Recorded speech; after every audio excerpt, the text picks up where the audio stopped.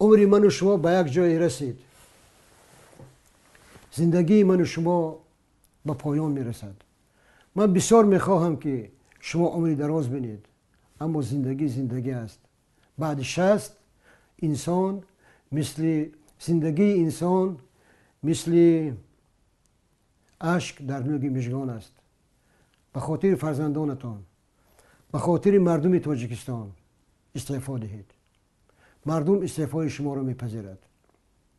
اکنون من به شما یک سری مگو، یک راز پنهان را آشکار میکنم.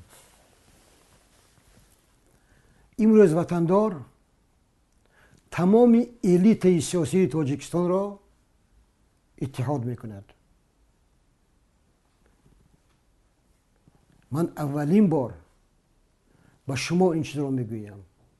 من اولین بار این چیز را به خاطر آن میگویم که من و شما در یک مرحله سرنوشت ساز قرار داریم. از انتخاب من و شما آینده کشور وابسته است.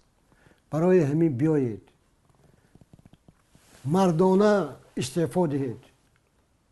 شما بی‌پروا باشید.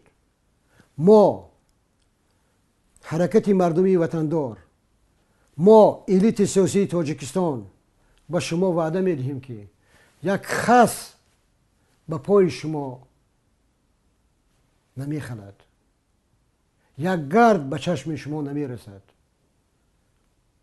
ما تمام امتیازها را برای شما میدهیم، برای بیخطری شما، برای بیخطری خانواده شما، برای بیخطری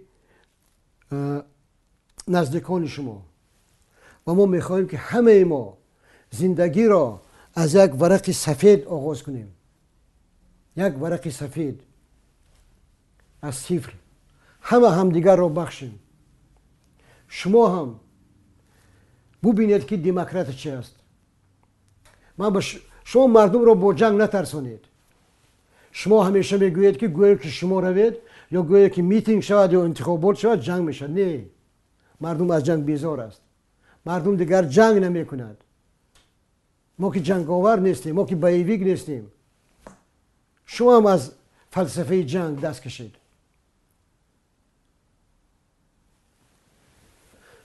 بیایید استعفا دهید و بی‌پروا باشید. در یک گوشه نشینید و ببینید که خلق ما، خلق تاجیکستان، مردم شریف تاجیکستان، شهروندای تاجیکستان خودشون یک نفر را به وظیفه پرزیدنتی انتخاب کنند. بگذار یک کارزار در تاجیکستان سر شود.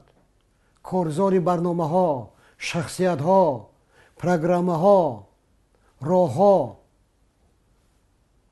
و میبینید که تاجیکستان تغییر یافته است. به همین مردم یک بار شانس ما باید دهیم. شانسی سرنوشت خود را خودشون معین کردن. از شما ما دیگر چیزی نمیخواهیم.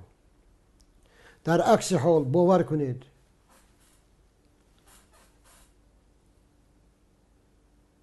نه تنها شما را بلکه همه ما را بدبختی های زیاد انتظار است. برای همین باز یک بار دیگر اندیشه کنید.